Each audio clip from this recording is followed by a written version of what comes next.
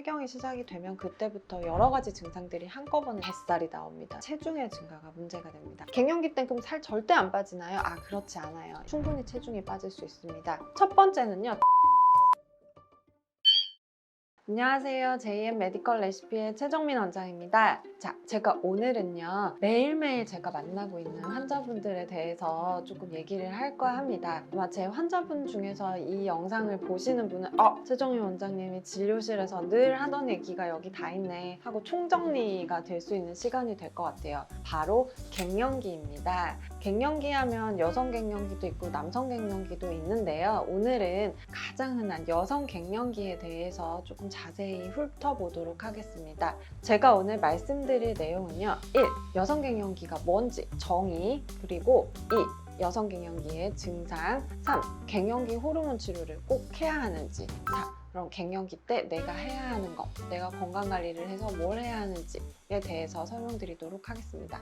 여성 갱년기의 정의는 이제 생리가 완전히 끊어지고 1년이 지났을 때부터를 이제 갱년기, 폐경, 그리고 완경이라고 표현을 합니다. 갱년기가 됐다고 하면 보통의 많은 환자분들이 슬퍼하고 내 인생 끝났다, 여자로서 마지막이다 라고 얘기를 많이 하시는데요. 사실은 갱년기는 이제 임신과 출산의 기간을 끝내고 내 인생을 살아도 되는 나이다 라는 여자로서는 거의 자유선언과 다름없는 기간이거든요. 물론 뭐 임신, 출산, 육아가 자유가 아니냐라고 말씀하시는 것도 있겠지만 사실은 이제 그동안은 몸 자체가 아이를 임신하고 출산하고 낳고 기르는 쪽으로 좀 더 이제 우리 여성의 몸이 발달되어 있다면요. 갱년기 이후에는 이제 내 몸을 더 지키는 쪽으로 발달이 되게 됩니다. 그럼 선생님, 내 몸을 지키는 건 어떤 뜻인가요? 이제 내 몸의 건강과 내 몸의 생존에 훨씬 더 유리한 쪽으로 몸이 바뀌어간다는 겁니다. 그리고 갱년기의 객관적인 진단 기준은요, 이제 여성 호르몬인 에스트로겐이 5 이하로 떨어지고요, 여성 호르몬을 자극하는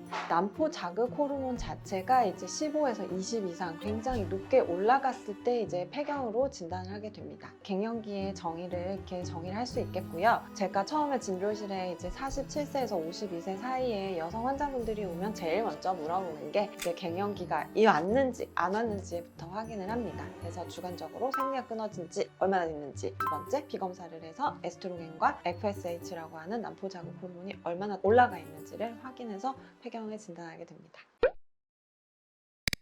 갱년기로 병원을 찾으시는 분들의 가장 흔한 증상 1번이 뭐냐면요, 얼굴이 너무 달아올라요. 네, 많은 분들이 느끼실 거예요. 이게 그냥 여름이라서 더워서 그런 거라고 생각하고 그냥 계속 넘어가시는 분들도 있고, 내가 생리는 아직 규칙적으로 하다 보니까 아직은 내가 폐경은 아닌데 계속 덥고 얼굴은 달아오르고 잘 때 에어컨을 들었다 놨다를 계속 반복하고 계시는 거면은 이제 생리가 끊어질 시기가 다가오는 폐경 전 증후군이라고 생각하셔야 됩니다. 그래서 이제 얼굴이 달아오는 증상이 시작하면서 폐경이 시작이 되면 그때부터 여러 가지 증상들이 한꺼번에 생기는데요. 1번은 우울감, 기분장애가 생깁니다. 그러니까 생리전 증후군 때처럼 굉장히 뭔가 무드가 우울해요. 그리고 짜증이 많이 납니다. 사람들이 너 성격이 왜 이렇게 됐어? 라는 얘기를 할 만큼 굉장히 성격이 예민해집니다. 두 번째는요, 이제 뱃살이 나옵니다. 체중의 증가가 문제가 됩니다. 그래서 이제 저희 병원에 많은 분들이 이제 뱃살이 나와서 병원에 왔다가 갱년기여서 뱃살이 나온 걸 알고 오히려 비만의 치료가 아니라 갱년기의 치료를 해서 비만의 뱃살이 줄어드는 경우가 참 많은데요. 그래서 두 번째, 이유 없이 체중이 많이 늘고 아무리 운동하고 먹지 않아도 뱃살이 빠지지 않는 증상이 이제 갱년기의 두 번째 증상이고요. 세 번째는 수면 장애입니다. 예전에는 나는 참 잠을 잘 잤는데 최근부터 자꾸 깨고 잠이 들지도 않고 피곤하고 이런 수면 장애가 생겼을 때는 폐경을 의심해 볼 수 있고요. 그다음에 마지막으로는 이제 건조함입니다. 입이 마른다거나 온몸의 피부가 건조해진다거나 질 건조함을 느낀다거나 이런 뭔가 부부 생활을 할 때 불편감을 느끼는 것도 이제 결국 폐경의 증상 중에 하나라고 보실 수 있습니다. 이런 증상들이 있을 경우에 이게 병의 증상은 아닌 것 같기 때문에 병원을 가기는 좀 애매하고, 그렇다고 집에서 참기는 참 힘들고 하고 그런 경우가 굉장히 많으시죠. 그럴 때 제가 이제 앞에서 세 번째 말씀드리려고 했던 여성 호르몬제를 써야 하나 말아야 하나에 대한 얘기를 하려고 합니다.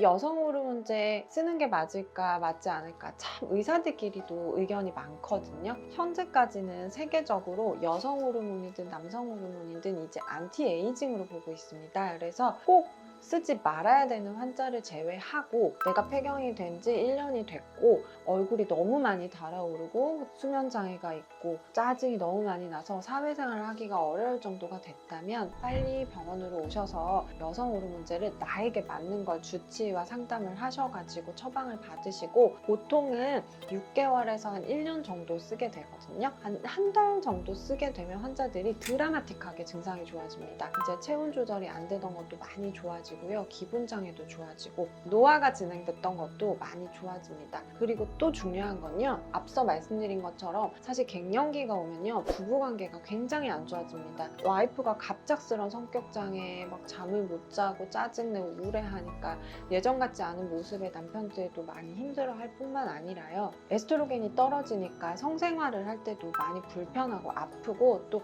리비도 자체도 떨어지게 됩니다. 이렇게 되다 보니까 남편이 가까이 다가오는 것도 싫고 그러면 더 부부 생활이 악화되거든요. 그래서 이런 에스트로겐 여러 가지 제형들 중에서도 먹는 제형도 있지만 이런 질정제 제형들도 있기 때문에 반드시 주치의와 상담을 하셔가지고 나의 갱년기 증상 중에 불편한 것들을 충분히 해결하실 수 있습니다. 합성 호르몬제를 쓰지 말아야 되는 적응증들이 있는데요. 일단 첫 번째는 유방암의 과거력이 있거나 내가 가족력에 유방암이 있는 경우에는 되도록이면 호르몬제를 쓰지 않으시는 게 좋습니다. 두 번째는 자궁 근종이 굉장히 커 있었기 때문에 이게 에스트로겐 제제를 썼을 때 자궁 근종이 더 커질 것 같은 가능성이 있을 때 예를 들면 막 5cm 이상의 자궁 근종이 있었을 경우에는 여성 호르몬제를 조금 쓰지 않으시는 게 좋습니다. 물론 이 자궁 근종이라고 하는 게 여성 호르몬의 영향을 많이 받다 보니까 폐경이 되고 나면 크기가 많이 줄어들긴 해요. 그래서 한 2, 3cm 정도 작은 크기의 자궁 근종을 가지고 있었다는 얘기를 들으셨을 경우에는 이제 폐경이 되면 알아서 조금 작아지니까 여성 호르몬제를 쓰는 게 크게 문제는 없을 수 있지만 처음부터 7cm, 8cm였던 분들은 크기가 준다 해도 이게 이제 물리학적으로 이제 여러 가지 증상들을 일으킬 수 있어요. 잔뇨를 일으킨다거나 복부 통증을 일으킬 수 있기 때문에 그런 경우는 에스트로겐 사용을 조금 자제하시는 게 좋습니다. 이렇게 적응증이 되지 못해서 약은 못 쓰는데 나는 정말 너무 많은 증상들로 힘들어하고 있을 때 그럼 선생님 저는 어떻게 해야 하나요? 할 때 이제 여러 가지 대체 요법들이 있습니다. 그게 이제 마지막 네 번째로 갱년기가 있을 때 호르몬제 아닌 다른 건강 관리의 방법은 뭐가 있는지에 대한 설명인데요. 첫 번째는요. 천연 여성 호르몬제가 있습니다. 물론 이것도 유방암의 과거력이 있는 분들은 쓰기 어렵지만 자궁 근종이 크거나 또는 여성 호르몬제 합성 제제들을 쓰는 게 조금 부담이 되실 때에는 식물들에서 추출한 여성 호르몬제와 비슷한 형태를 띤 제제들이 이제 처방전으로 나와 있어요. 그래서 그런 제제들을 의사와 상의를 해서 낮은 용량으로 좀 드셔도 괜찮고요. 두 번째는 여러 가지 수액 제제들 중에서도 그런 여성 호르몬제를 좀 서포트해주는 제제들이 있습니다. 이제 뭐 태반 주사라는 것도 있고요. 부신 호르몬을 올리는 글리시릭 애시드 이런 아미노산들도 여성 호르몬을 많이 올릴 수 있어요. 그래서 나는 여성 호르몬제는 쓰기 싫은데 갱년기의 증상이 너무 심합니다. 이럴 경우에는 이런 여러 가지 수액 제제나 또는 먹는 영양제 제제도 성분이 비슷한 것들이 많으니까 JM 주치의와 상의를 하셔가지고 추천을 좀 받으셔서 복용을 하시면 갱년기 시기를 좀 부드럽게 넘어가실 수 있을 겁니다. 마지막입니다. 그 환자들이 진짜 많이 하는 질문 한 몇 가지만 대답을 해드릴게요. 1. 저 갱년기 언제 끝나요? 갱년기는 보통 2년에서 한 5년 정도 가는 분들이 있습니다. 근데 짧게는 1년 정도 갔다가 금방 좋아지시는 분도 있거든요. 그래서 그 시기 동안에는 건강관리를 많이 잘 하시는 게 좋습니다. 2. 갱년기 때 그럼 살 절대 안 빠지나요? 그렇지 않아요. 이게 갱년기 때는 호르몬의 불균형 때문에 생기는 체형의 변화이기 때문에 에스트로겐을 제외한 나머지 호르몬의 균형을 잘 맞춰주면 충분히 체중이 빠질 수 있습니다. 근데 이때 주의하셔야 될 게 에스트로겐이 없는 상태로 다이어트를 하셔야 되는 거기 때문에 무작정 굶고 운동하는 다이어트법을 했다가는 면역이 떨어지고 노화를 일으킬 수 있거든요. 주치의와 잘 상의하셔서 나머지 호르몬 균형이 잘 맞는 식단을 교육을 받고 거기에 걸맞는 다이어트법을 선택하시는 게 면역도 유지하고 노화도 예방할 수 있는 방법입니다. 제가 오늘 준비한 영상은 여기까지고요. 또 JM 메디컬 레시피에는 저 말고도 여러 JM 원장님들이 구독자분들에게 도움이 되는 영상들을 많이 찍어놨어요. 그래서 밑에 보시고 한번 확인하시는 것도 좋겠습니다. 영상이 도움이 되셨다면 구독, 그리고 좋아요, 알림 설정 부탁드리겠습니다. 감사합니다.